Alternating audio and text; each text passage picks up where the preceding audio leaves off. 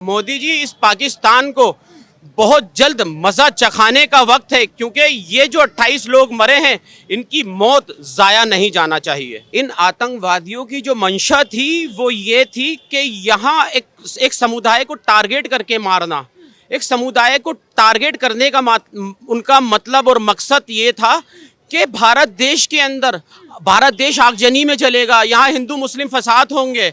लेकिन सभी समाजों ने बहुत होशियारी से, बहुत समझदारी से काम लिया है आज तक।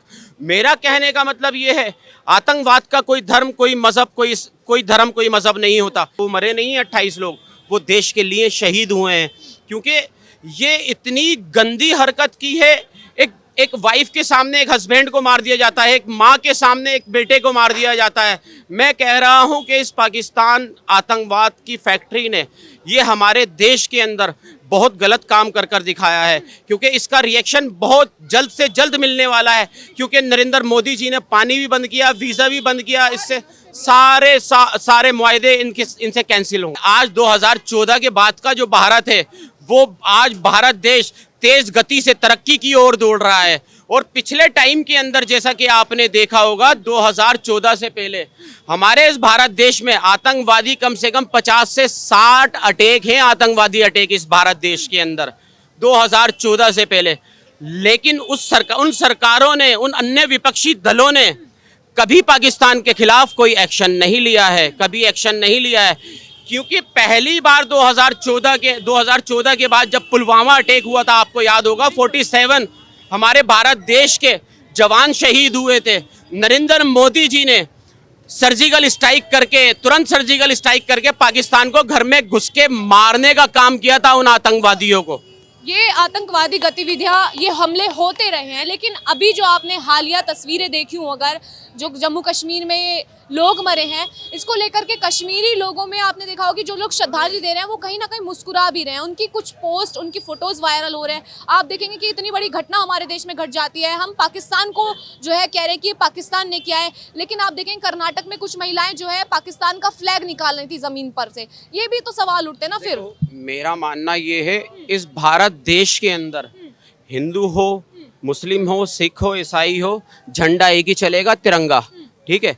अगर दूसरी कंट्री का, अगर कोई चाहे हमारा ही समुदाय दूसरी कंट्री का अगर झंडा अगर हाथ में ले रहा है, तो वो भी एक आतंकवादी है, वो भी देशद्रोही है, वो भी देश विरोधी है। तो क्या जो कश्मीर में जो लोग मुस्कुरा रहे थे वो देशद्रोही है?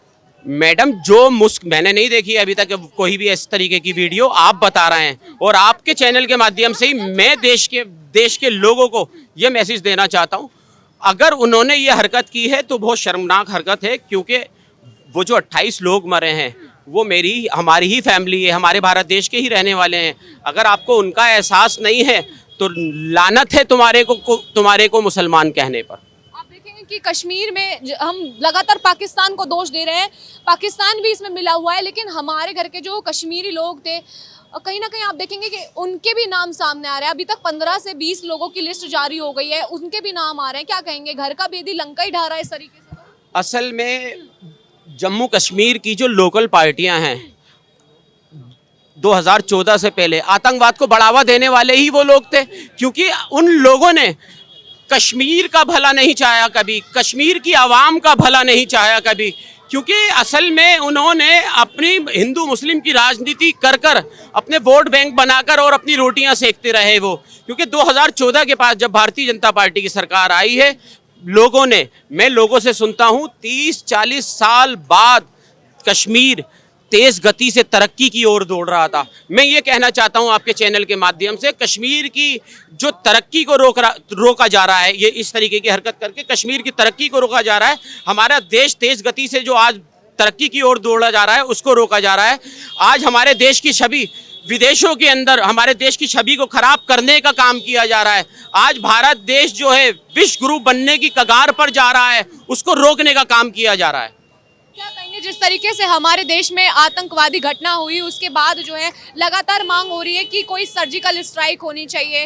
हालांकि इस घटना को 9 दिन हो गए, क्या लगता है, क्या सरकार फैसला ले रही है इस बार? मैडम, सरकार को बड़ी जल्दी फैसला लेना चाहिए ताकि आगे आने वाले टाइम में इनको सबक मिल सके। हालांकि रणनीति बन रही है, सीसीएस की बैठक हुई जिसमें सबसे पहले पाकिस्तान का हुक्का पानी बंद कर दिया, क्या कहेंगे आप उस पर?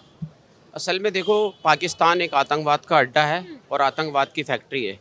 पाकिस्तान से हमारा भारत देश ही परेशान नहीं है, पूरा विश्व, पूरी दुनिया परेशान है इस पाकिस्तान से, क्योंकि पूरी दुनिया के अंदर आतंकवादी अटैक कराता रहता है और करता रहता है।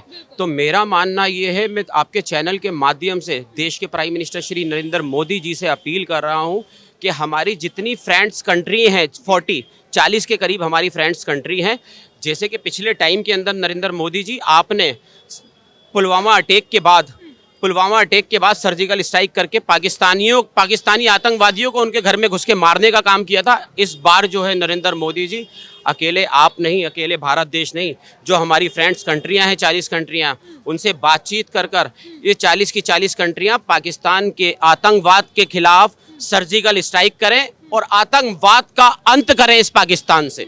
हालांकि पाकिस्तान की तरफ से भी जवाब आ रहा है कि जिस तरीके से हम एक्शंस ले रहे हैं वो घबरा रहा है कि अभी तो पानी बंद कर दिया है, जितने भी हमारे देश में जो पाकिस्तानी लोग रह रहे थे उनको भेजने का काम किया, एम्बेसीज बंद कर दी। उसके बाद पाकिस्तान का रिएक्शन ये है कि पाकिस्तान की संसद में एक सांसद ने बोला कि जिस तरीके से बाबरी मस्जिद जो थी हमारे देश में, उसके बाद उस बाबरी मस्जिद को दोबारा बनाएंगे और उसकी जो पहली अजान होंगे आसिम मुनीर करेंगे। उस पर आप क्या राय रखते हैं? असल में हमेशा से हमारे भारत देश के अंदर माहौल ख़राब करने का काम किया है, चाहे वो पाकिस्तानी सरकार हो, चाहे वो आतंकवादी संगठन हो। मैं पाकिस्तान सरकार को सरकार नहीं मानता हूं, ये सब एक आतंकवादी संगठन है और इसके खिलाफ सख्त से सख्त कार्रवाई की जानी चाहिए इस बार। हालांकि सख्त कार्रवाई की बात कर रहे हैं, क्या लगता है किस तरीके से सख्त कार्रवाई हो सकती है? मैडम, उसको मुंह तोड़ जवाब मिलना चाहिए। क्या कहेंगे पाकिस्तानियों? पाकिस्तानी दोगले आदमी हैं, मुंह पे कुछ कहते हैं, पीठ पीछे कुछ कहते हैं। और हमारे कुरान शरीफ में साफ लिखा हुआ है, जिस मुल्क में आप पैदा हुए हो, अगर आप उसकी बुराई करो या उसके ऊपर लोगों को परेशान करो तो आप मुसलमान नहीं हो। तो जिन्होंने भी ये हरकत करी है, कायराना हरकत की है, वो मुसलमान नहीं है, कोई से धर्म के नहीं है। उनको सिर्फ अपनी राजनीति से मतलब है कि यहाँ पे कत्लेआम करें और यहाँ पे भाईचारा जो है हिंदू मुसलमान का।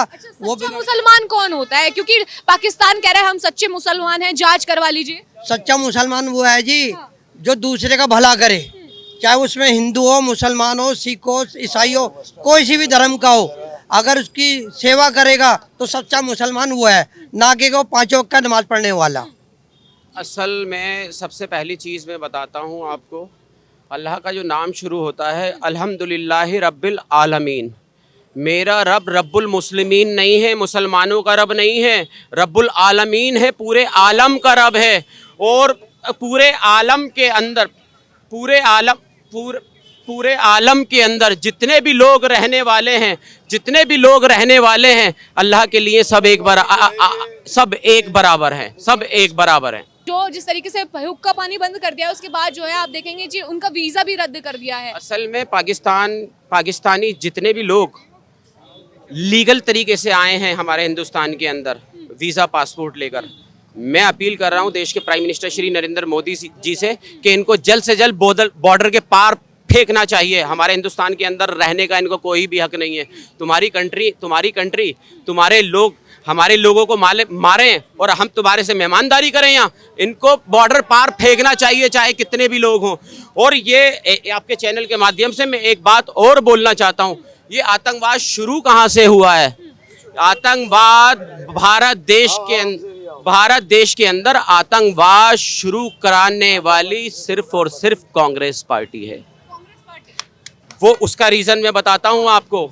इस भारत देश के अंदर 1947 के अंदर जब भारत देश का विभाजन हुआ, जब भारत देश के टुकड़े हुए, तो इस भारत देश के टुकड़े कराने का भी एक रीज़न था, क्योंकि वो अंग्रेज तो चले गए थे, लेकिन अपने दलालों को छोड़ गए, यहाँ कांग्रेस को छोड़ गए। और उन लोगों ने इस भारत देश के सत्ता पाने के लालच के अंदर इस देश के टुकड़े कराए, एक पाकिस्तान बनवा दिया। ना पाकिस्तान अलग होता, ना आतंकवाद की फैक्ट्री होती। आज पाकिस्तान हमारी कंट्री में ही होता तो बांग्लादेश भी दूर नहीं होता। तो कहने का मतलब ये है, उस टाइम के अंदर जब 1947 में देश आज़ाद हुआ था, आपको पता होगा लाखों के करीब हिंदू, मुस्लिम, सिख, ईसाई इनोसेंट लोग मरे थे इस विभाजन के अंदर।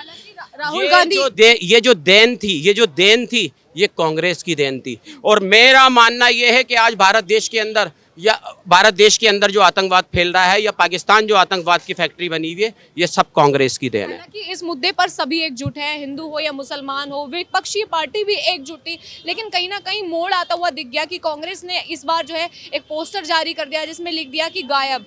उस पर क्या कहेंगे, क्योंकि वो जो पोस्टर्स है उसको बाद में डिलीट भी कर दिया गया, पहले तो रिलीज किया फिर डिलीट भी कर दिया। असल में मैं एक चीज़ बताना चाहता हूँ कि ये जो इनको बिल्कुल भी अफसोस नहीं है। इनको अगर अफसोस होता तो इस भारत देश के अंदर 60 से 70 आतंकवादी अटैक हैं। इस कांग्रेस निकम्मी सरकार ने इन आतंकवादियों के खिलाफ कभी एक्शन ही नहीं लिया यार, एक्शन ही नहीं लिया इस आतंकवादी के खिलाफ। अगर उस टाइम के अंदर अगर ये कांग्रेस निकम्मी कांग्रेस सरकार अगर इनके खिलाफ अगर एक्शन लेती तो आज आतंकवादी खत्म हो जाता उस पाकिस्तान से, क्योंकि आतंकवादियों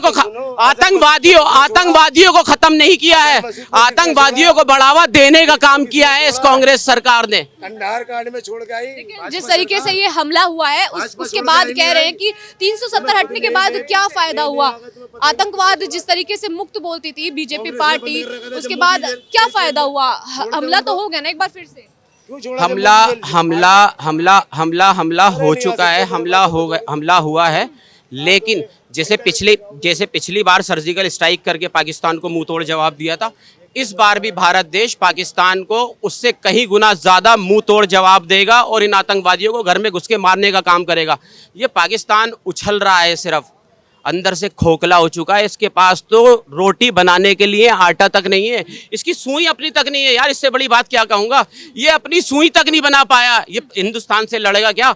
आज हमारा भारत देश आर्मी के, लड़ाई के, फाइटिंग के चौथे नंबर पे जाना जाता है, पूरे विश्व के अंदर चौथे नंबर के ऊपर है हमारा भारत देश। आज चौथे नंबर के ऊपर नक्शे से मिटाने का काम करेगा ये भारत देश पाकिस्तान को। लेकिन यही पाकिस्तान बोल रहा है कि पानी मोड़ने की कोशिश की या रोकने की कोशिश की तो खून की नदियां बहेंगी, या तो खून बहेगा या पानी बहेगा। असल में खून की नदियां, असल में उनके लिए कोई बड़ी बात नहीं है खून की नदियां बहाना, क्योंकि आतंकवादियों का मतलब और मकसद ही, आतंकवादी का मतलब और मकसद ही खून बहाना होता है। वो गलत नहीं कह रहे हैं, क्योंकि वो आतंकवादी हैं, उनको खून बहाने के अलावा कुछ आता ही नहीं है।